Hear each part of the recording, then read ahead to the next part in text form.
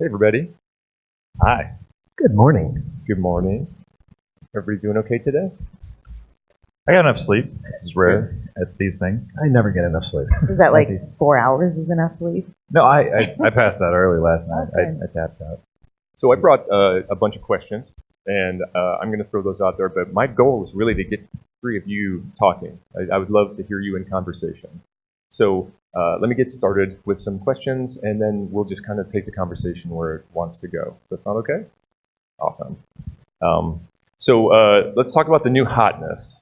There's a lot of innovation happening in independent design spaces for analog and digital games that are maybe allowing developers to tell new stories in exciting new ways. I'm interested in what the most exciting thing you've seen recently is and where you hope that it'll take us in terms of innovation. Something new. What's something new that you've seen that you're excited about? Oh man, I'm going to put you. Huge question. So yeah, I mean it not super new, but I constantly think, and I mean at this point it's a year old now, but like the first promotional videos for HoloLens, and the guy is cooking, and he has a video of his mom on one wall, and the recipe he's working on another wall, and just what that's going to mean for gaming in terms of our ability to like share a board game long distance and have the people video-wise in the room with augmented reality. Like, to me, that's just like, oh, that's the future. And while like the tech isn't actually there yet, I mean, it's a promo video. It doesn't work to that degree yet. Man, like that's the thing that I look at and go, okay, like I understand how this fits into life in a way that virtual reality just doesn't, in my opinion.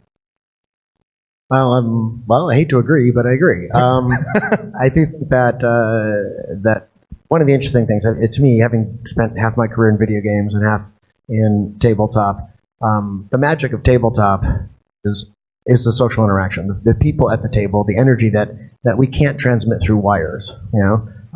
And I think the balancing point, the interesting, which I think we're only starting to touch on, is how can help us with that, but not take the magic away, right?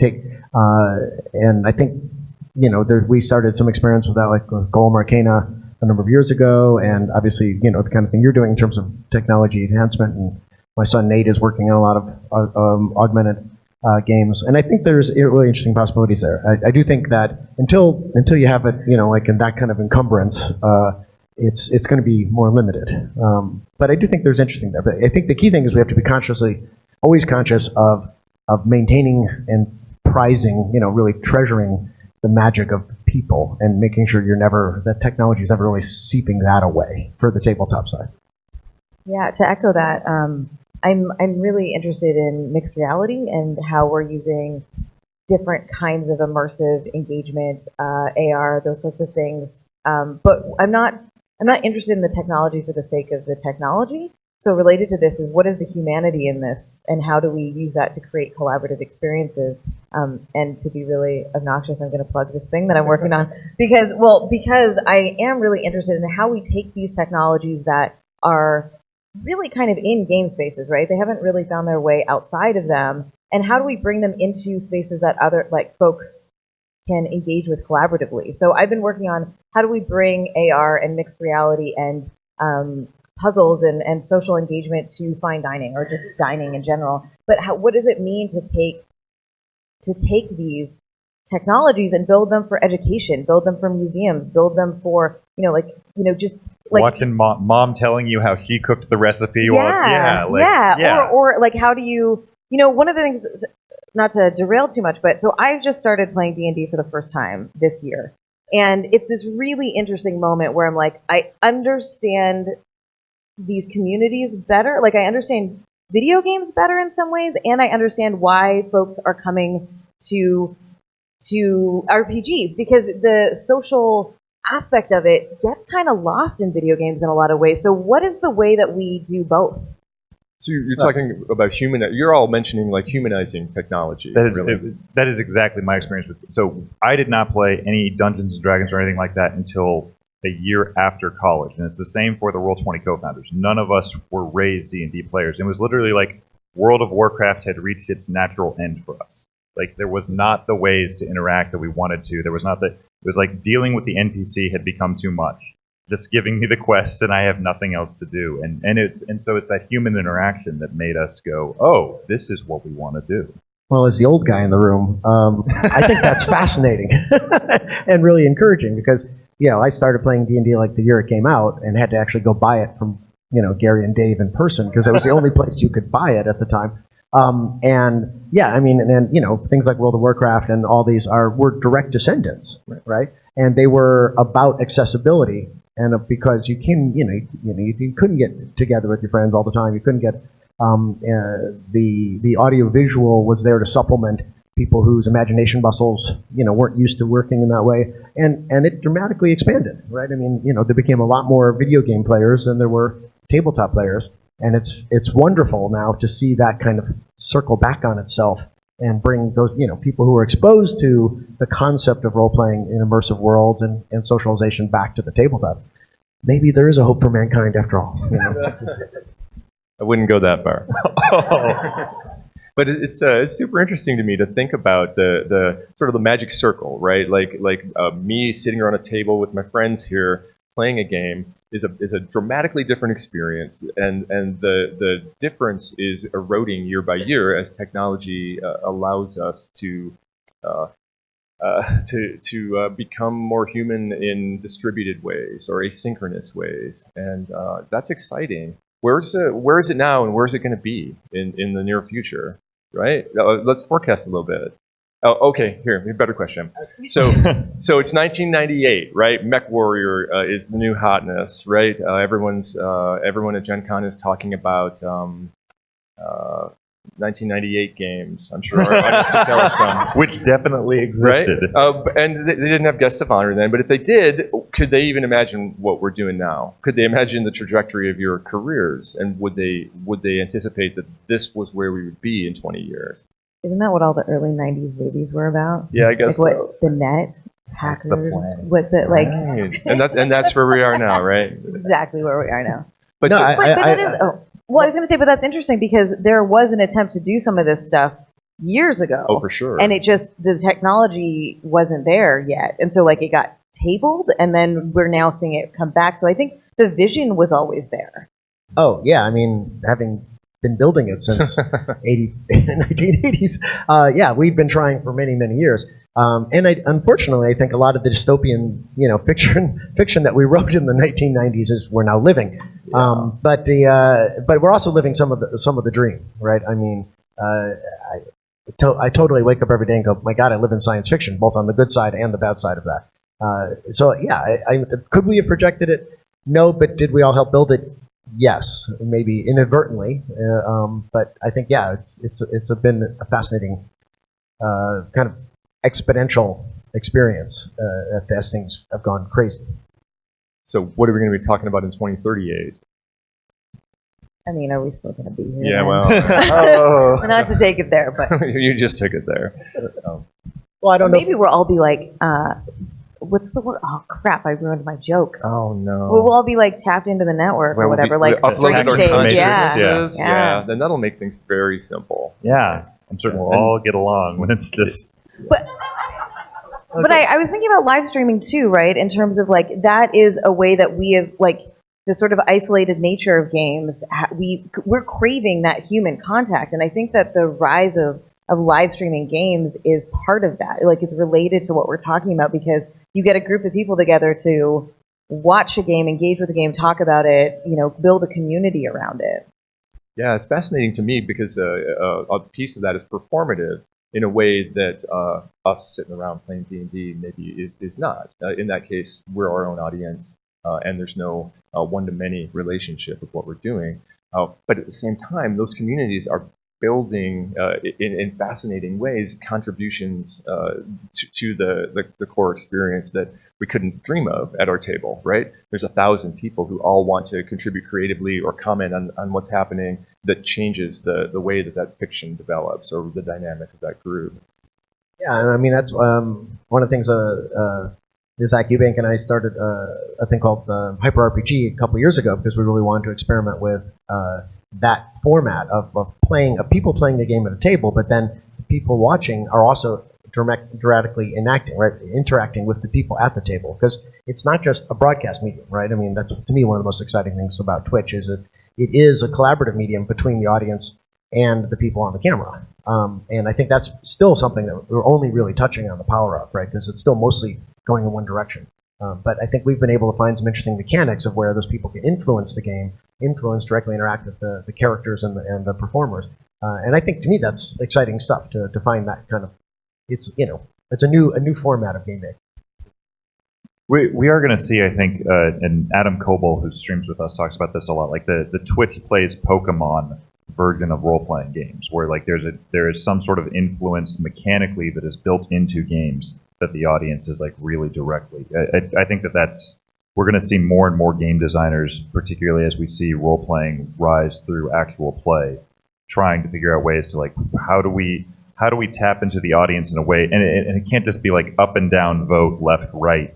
There's going to have to be something more that gives them interaction over that, and that's coming. Like that, I don't know what the first thing of that's going to be, but like it's going to be cool, and it's going to be on Twitch soon.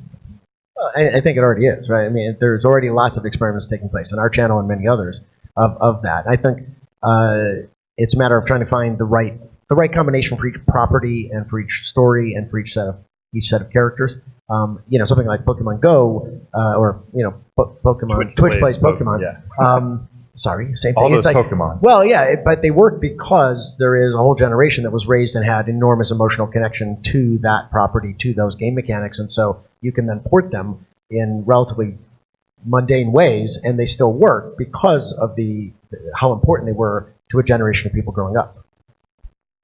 I'm going to ask a question, and then I want you to think about it, so we don't have to answer it right now, but down the road we will. And I'm sorry.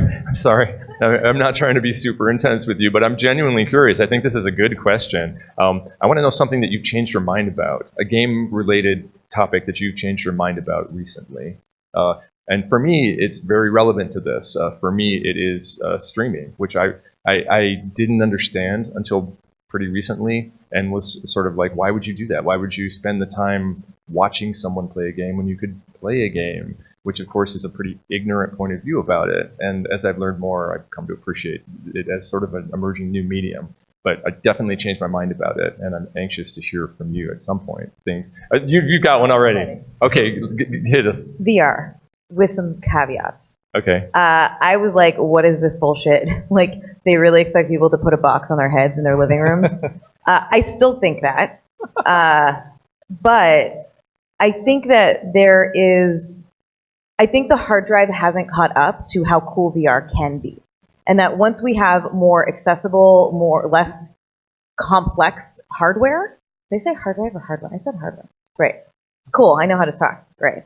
When the hardware finally catches up, I think that there are a lot of opportunities. And because the games industry threw so much money into VR, it became very games dominated. But I think the possibility of VR outside of game, not to sound like a broken record, but is huge. So when you look at how documentary storytelling can use VR, it's really fascinating. So, for example, there's a group of folks who are documenting Chernobyl.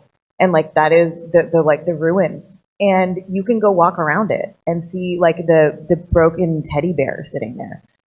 There was another one where you could feel what it's like to sit in solitary confinement. I think that there's a lot of power and opportunity to tell transformative stories in this medium. It's just not accessible yet.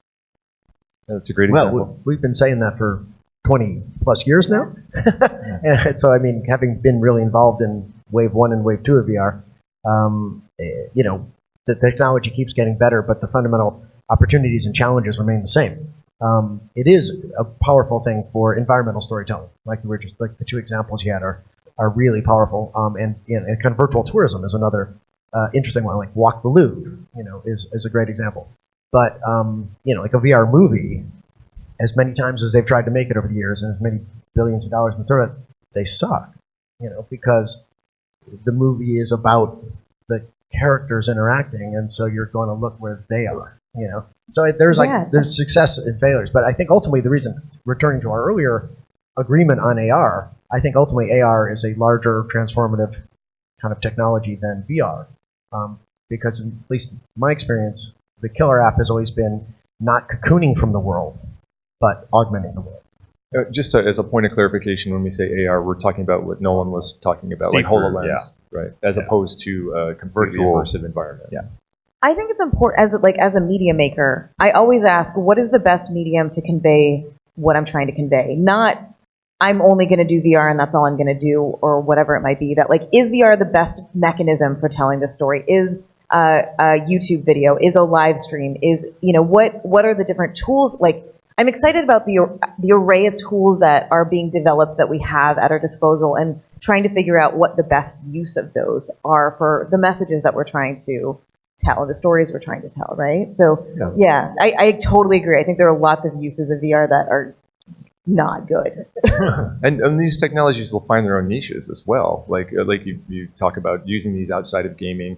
The example that comes to mind is Google Glass, which kind of became a joke in some areas, but the fields where it is useful, it is genuinely useful, right? So like in medicine, it's found a very small but very intense niche. And in warehouse management, it's found a very small and intense niche.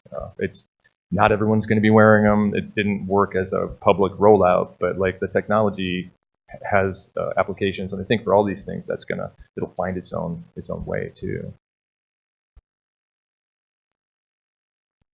Let's see, things have changed my mind about. God, there's a lot of them because I'm often wrong. It's good to be wrong. But I think some more recent ones. I think crowdfunding has been an interesting one. When Kickstarter first came about, and I thought it was really interesting and innovative, and was supporting artists on it, but just was completely wrong about the idea of it supporting larger projects. I didn't think it was I didn't think that's what people would react to, right? I also expected it to die long ago. No, I was completely wrong, and because I just thought that I was worried about the delivery percentages and that people would get burned out because so many stuff that I backed never happened or didn't come out the way I wanted, and people would recede right from it. And people's faith in creators is much greater than I anticipated, which is fantastic, right? I mean, the fact that people are willing to keep trying and help people and help things come to life, which is, I think, old person skepticism maybe, but I was really happy to be wrong. Of course, also if you're a month late, that they're malignant and cruel. So it's a double-edged thing. But only if you didn't tell them. Yeah. I mean, I think that's the key thing that I've learned, throughout this, is that it's all about, as we were talking about, it's about communication, right? And your backers are very, forgiving is the wrong word. I mean, they're collaborative, right? They understand that this is an evolving process as long as you are engaged with them and communicating with them. If you go silent, then the pitchforks come out. Right. No question.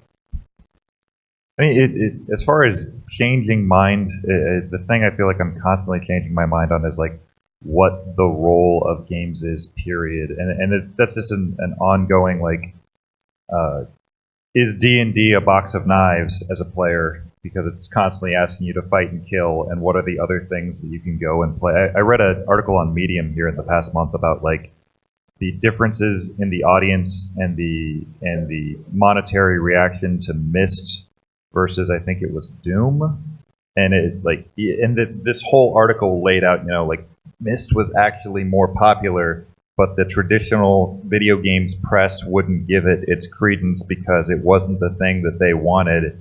And what does that mean, and how do we interact with it? And it's like, it's not a thing where my mind has changed to I have an answer to this, but it's the thing that like keeps me up at night. Like, what sort of games should we be making, and what is fun and why? Yeah, I interrogate that in my own work for sure. Like, in what ways are the mechanisms that I'm presenting or the stories that I'm presenting creating alibi for real sociopathic behavior or toxic negative behavior? Or is it excising that, or is it? And there's 100 different routes you can go on it, and that's the thing that I don't know, but it's super interesting. Well, and I think too, it's one of those things that it's an ongoing, like the whole point of that first-person shooter versus Myst article was in my mind was like the reactions of the audiences. and the different ways that they felt about whether or not they were products of value or not, and why. If we were sitting in my living room and you were my guests and we were just having a conversation, something that I would want to figure out is the shared context that the three of you share. So you come from really different inflections in a shared world, right? We're all interested in games and in gameplay, but you come at it from very, very different points of view and very, very different backgrounds. So what's the shared context? I need you to work it out for me. Tell me what the question is that the three of you can answer in a shared way that is not unique to any one of you. How far do we have to abstract it before you're all on the same page?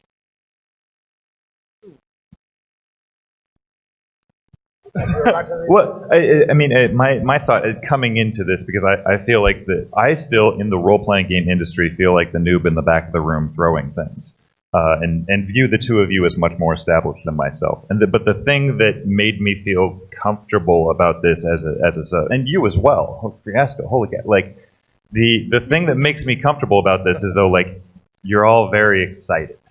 And that's excited in a way that you want to take what it is that you are talking about and bring it out into the world and be public about it.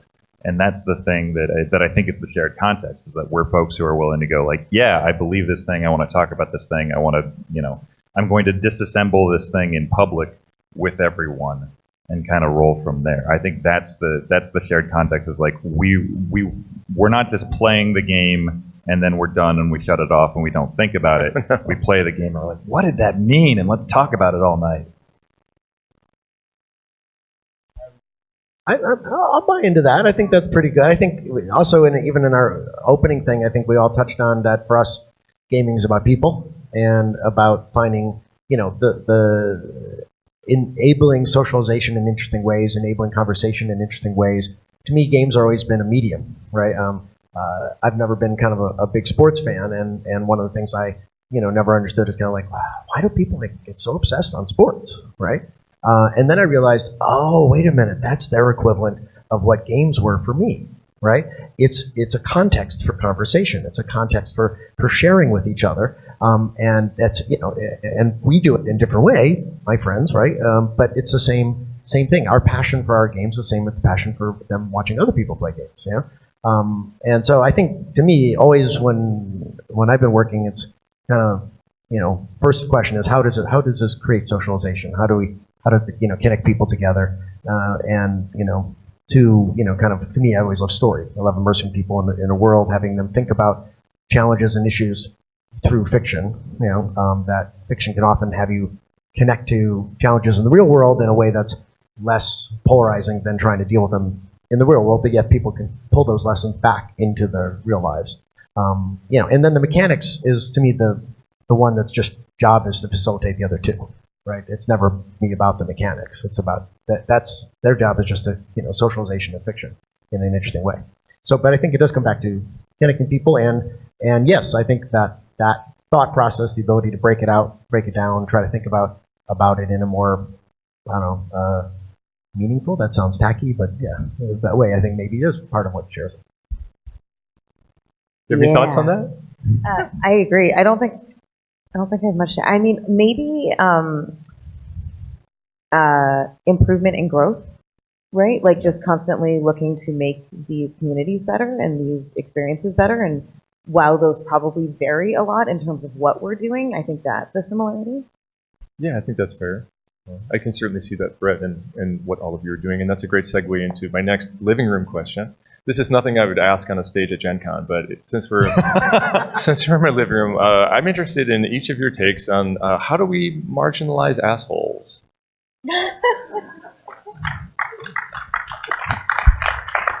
Let's just get to it. Each of you, in your own ways, have had to have thought about this quite a lot. So. I have no idea what you're talking about. I mean, it's a constant challenge, right? But I think it is actually kind of referencing some of the article you were just talking about.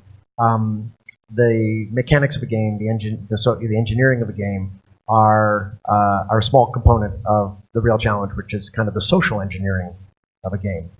When we did the BattleTech centers, which were kind of the first publicly accessible multiplayer games, there was huge challenges in, we had to build our own networks and our own graphic cards and everything else. And ultimately, those were not the real challenges. The real challenges was establishing the rules of a game and a place that encouraged the right kind of community. Because we saw really early that, small tweaks in terms of how games work and how just even the graphics of a room and the presentation of information and the kind of flow of the event could change how people engage with each other, right? And so it becomes a real challenge to try to create a community that is about positivity as about negativity. And it's really hard. I was going to ask, did you feel that you succeeded in that or approached success in that? I don't know if I think we got better. I think those centers, which operated kind of for a decade, were a constant state of evolution. And I think we definitely were always getting better at it. Did we ever 100% succeed? No, right? But I think we actually, managed to create a pretty safe place that people really started to have a big emotional connection to each other and to the place and to the activity. But we also had the advantage of physicality, right? Everybody was in the same room physically, and so we had much, that brings a lot more of the kind of social norms with it than the remoteness of that the vast majority of communication takes place now, right? And so, we had that huge advantage, which you don't have in the world of Twitter and online comments and everything else. Do you have any thoughts, Anita? I feel like if this is a conversation we're having in your living room, I just have to move in. That's really you are that's always how long this welcome. will be. I'm not going to repeat what you just said, but I really believe that you can make micro changes in the systems to create different engagement and behavior. So in addition to that, I think I'm really struggling with what to say in a short period of time about this because it's such a huge topic, right? And because there's such a rising backlash, it's getting worse, and people don't want to admit that. They're like, "Oh, Gamergate is over." I'm like, why do you think that? And why do you not see that it has morphed into American politics and global politics? That it is aggressive and violent and destroying lives in very real, tangible ways. And so, one, recognizing the severity of it, being aware and and not just closing your eyes and being like, it's not affecting me, so it doesn't matter, or like, I don't see it every day, so it's not there. I think that that's a huge piece of this. The other part is, as someone who has been under attack for 6 years, and as someone who speaks up about this a lot, I'm really feeling more and more that it's really important that we don't make targets and victims be the people who have to solve this problem, right? That it can't just be us that are being asked to talk about this all the time and come up with the solutions and re-traumatize ourselves over and over again by talking about it. I think the role of allies in this space is incredibly important. And that is white folks speaking up, cis folks speaking up, men speaking up, right?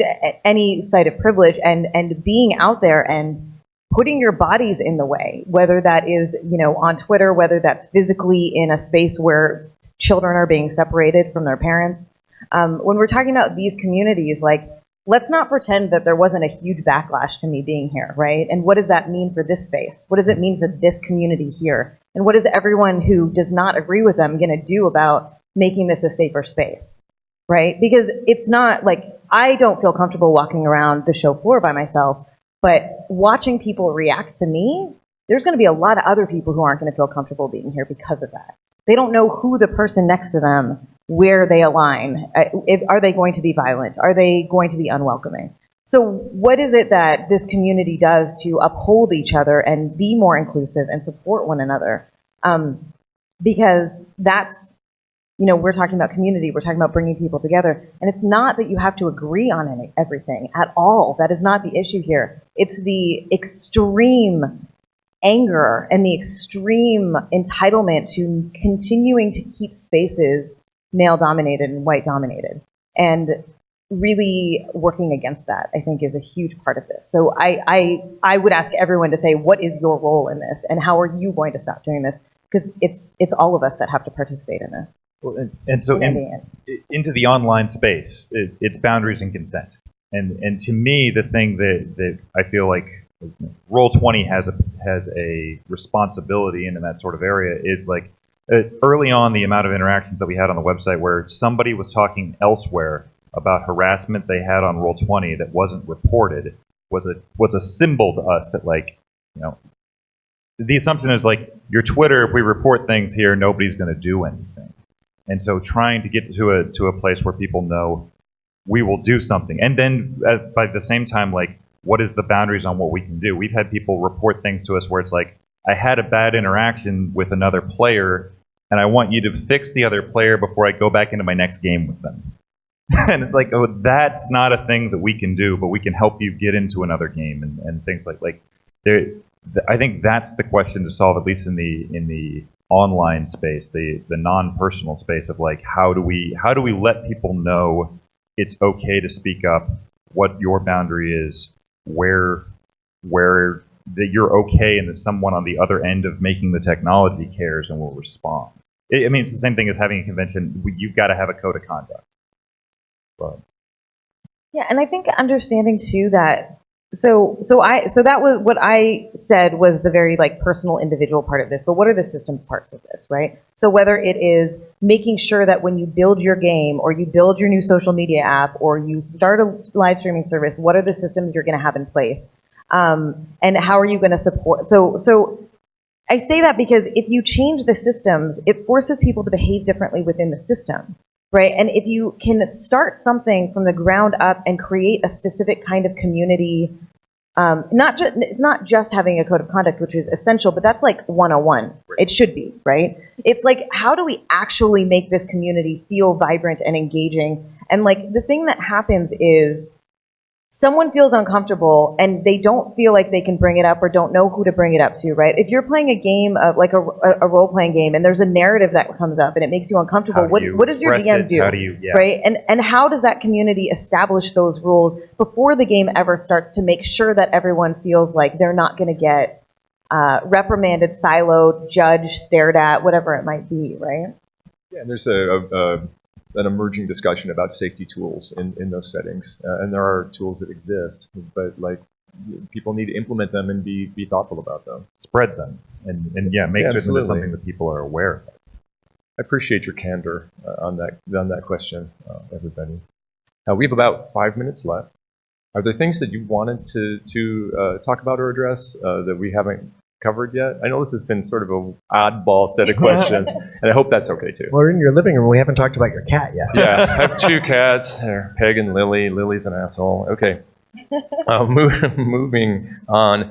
So something else I'm curious about. What's missing from the marketplace, or even the marketplace of ideas related to games right now? What's the hole that we don't even recognize? You got an answer for that? I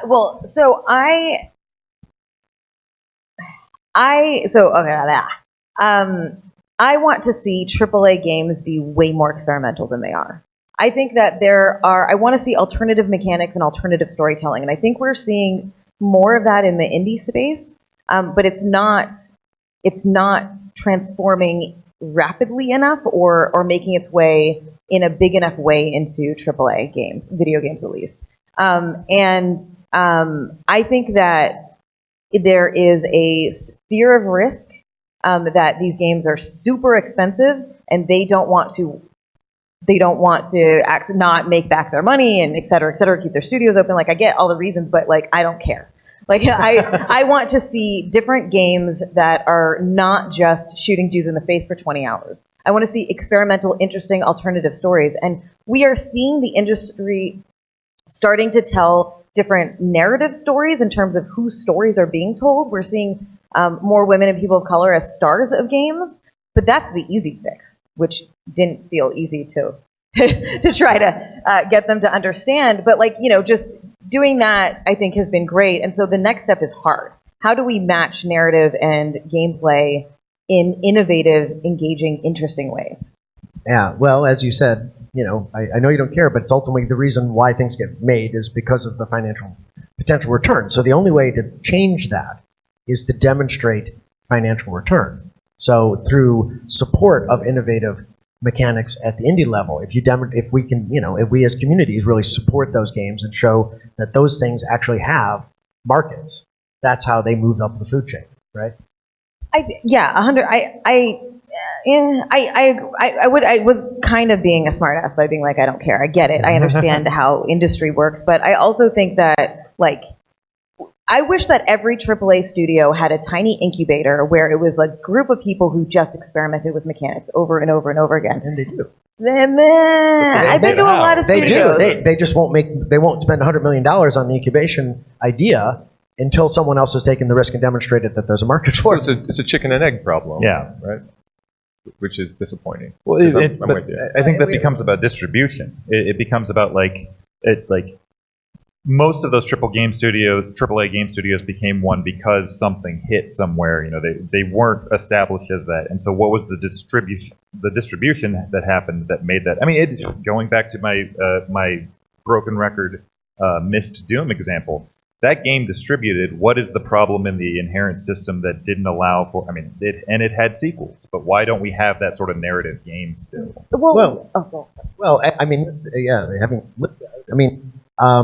Myst was huge. I mean, just huge, right? And it was a wonderful experience, which those same creators didn't really capture again, right?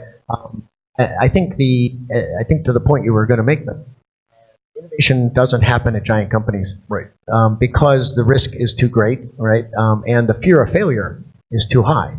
Not only just the financial risk, the fear of failing in public is an enormous limiter. Well, it was why smaller indie spaces have always had that advantage of being able to fail quietly, right, and succeed. I do want our big cloud atlas failure. 120. Seriously, our $125 million. Well, when that happens, the studio shuts down, and you never hear from them. Right. Yeah, they don't want that. But I want to see, it's the job of the industry to expand the market, though, right? It's the job of the industry to do the work to create space for these games to succeed. It's not just, this is what people want, and we're just going to keep churning out what this same small community wants. It takes work to expand a market, to understand what they want, to understand what you can make for them, and to push them to, try new things. Because, I think that's I think that it's too often they're like, well, nobody wants it, so we're not going to do it. When I'm like, but you have to do a little more work than just that. That's why I keep starting companies, because I can't get people to try new ideas, and so I have to go do it myself. It is a continual problem just in any kind of creative enterprise. 100%. I'm not trying to say it's easy at all, but it's what I would like to see. And we will definitely try your new ideas, I promise.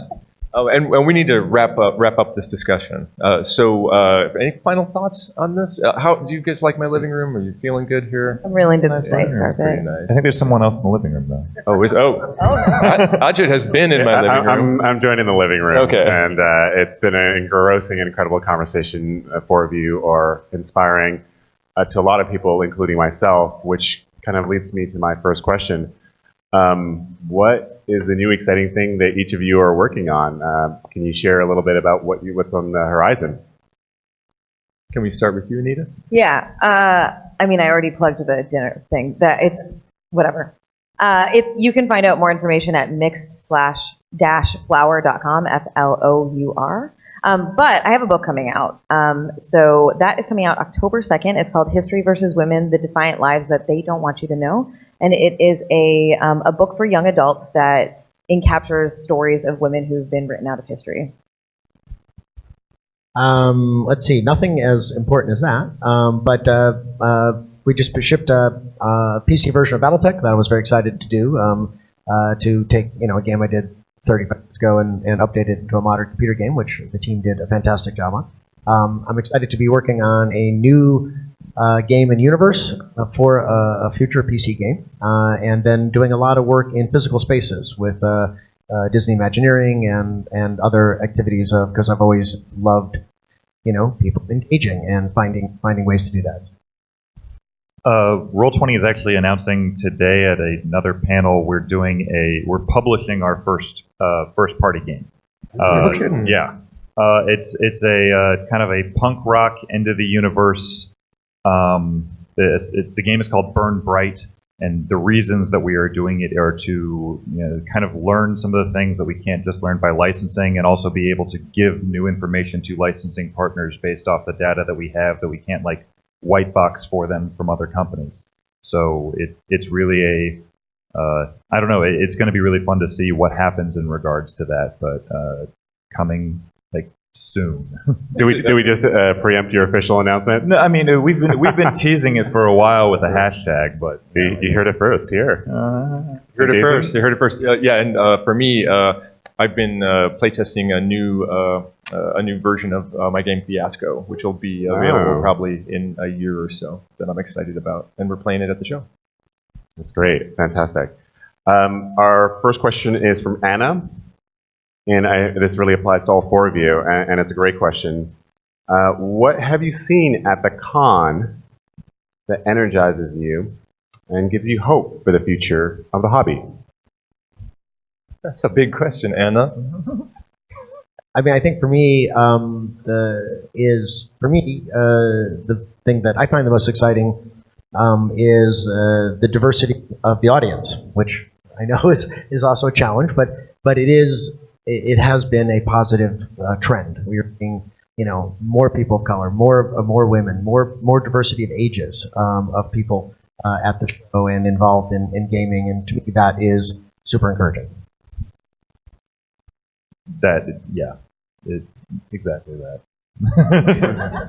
Yeah, like Chris Spivey and Harlem Unbound winning a bunch of Ennies is something that's very encouraging to me. Seeing super weird games at Indie Press Revolution, games about lesbian snakes, I am all about that, and it makes me so happy to see. I think that's very encouraging. This is my first year at Gen Con, and I've basically only done escape rooms, so I don't feel like that's necessarily indicative of the experience here, although they were great. But just being here and I just keep peeking into rooms with just all hours of people just sitting and playing games together, and I'm like, oh, that's cool. I understand this community and the excitement to just get people together and have different experiences. So that's been really cool to watch. Great, fantastic. And the next question sort of we've been wrestling with in different directions, but I'd love to hear this. How do well-meaning, but perhaps less woke folks best learn how to make gaming a safer place? I got an answer for that. Oh, I'm sure we all have answers. My answer is go play at Games on Demand, which is a thing that I'm involved with. That it's a really good example if you come in and see how those games are presented. It's a safer space. There are safety tools for all the players, and I think we do a really good job of systematizing that in a way that is easily replicable. So that's my suggestion. I'm gonna second that. As a brown man who felt very nervous his first Gen Con, my first experience was on Games on Demand, and because of the systems in place, supported by the leadership of that subset of Gen Con, I felt very welcome, and I'm here right now. So that would not have happened if not for Games on Demand. They're doing some really smart things about making sure that the environment is really good and teaching best practices through the systems of Games on Demand. Should I verbalize what you were visually saying? I think you were saying step back and watch and listen and learn, right? That if you don't know how, if you're worried about how to be an ally or what that looks like or how to behave, listen, learn, educate, and don't take up too much space. Ask questions, but be careful. That's a hard thing because there's too often folks with privilege will go to someone and be like, teach me all the things about your oppression, please. So be careful not to do that because there are loads of resources online to learn about. But I think stepping back and observing and learning is a really, and educating yourself is a really good practice.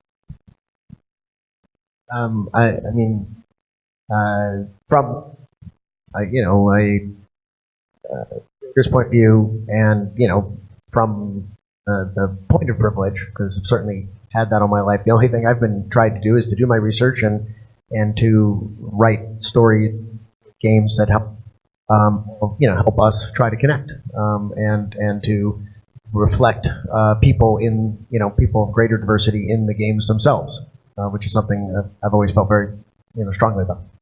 I'm going to add one more thing. Don't get defensive when you get called out, because you're going to get called out.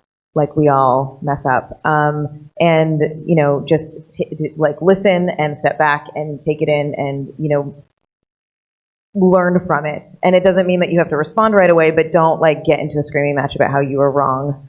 But you can reflect and you can go back to, it and discuss it. But I think learning to give people the benefit of the doubt when they're trying to nicely tell you that you said something wrong or behaved in a way that made people uncomfortable, and just give space to that. That's great. Thank you so much. I think that's a great question to end on, and some great parting thoughts. It has been an incredible conversation with the four of you. I've really enjoyed being at Jason's living room or otherwise, Uncommon Conversations. Thank you, Anita, Jordan, Nolan, and Jason. Thanks. Thank you. Thank you.